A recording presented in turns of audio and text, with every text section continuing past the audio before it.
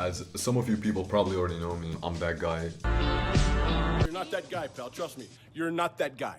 Okay. Baba Booey. I'm that guy on Adonis gang who replies to posts, you know, one of those guys. Bruh. And I'm specifically the guy who made the promise of a thread about self-improvement and autism. Autism has become The shadow government. Which might be coming either now or never. But today's making up for that by looking at my old advice I've begun. Wait a minute. Looking at my old advice I've given to people on Adonis gang and adding something to it. Adonis, Adonis, Adonis, Adonis, Adonis, Adonis, Adonis, Adonis, Adonis. Yeah, it took me a little bit to get back to filming, as you can see by the darkness around me. This is like a test run today, so if you like this, drop the comment Adonis. If one person comments Adonis, I'm making more of these. But if nobody comments Adonis, I'm not doing this anymore. That's a fact. So here we have our first post.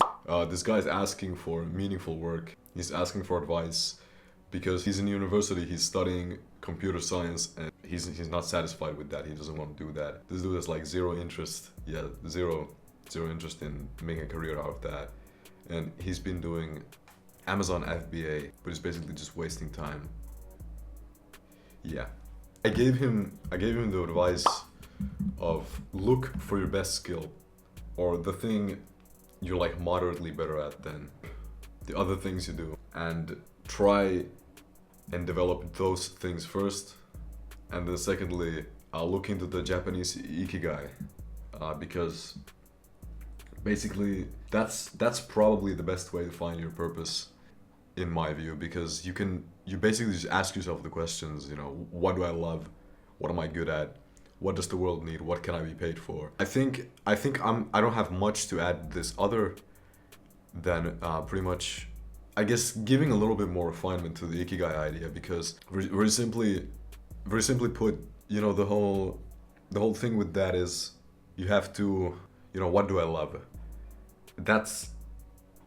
You have to think about basically, how do I know what I like actually love versus what I just have some sort of like environmental bias for? Because often you tend to think, if you're raised in a certain way, or if you do something for long enough for some reason, you tend to often think, you know, I like this, but you gotta make sure you actually like it. You gotta find something to, like, new experiences basically, if you want to really figure out what do I love.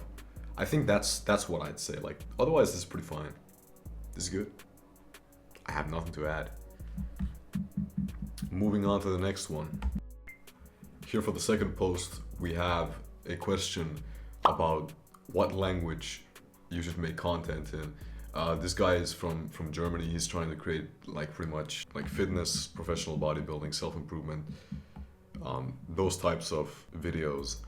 I gave him the advice of thinking about, does your content have any unique like cultural value? Something like, if there's something that's very specific to your country that you could apply to that, you should speak your native language. But there's no other reason really to not make your videos in English, because it's a much bigger audience. If you have something like universally applicable, you should probably just make content in English.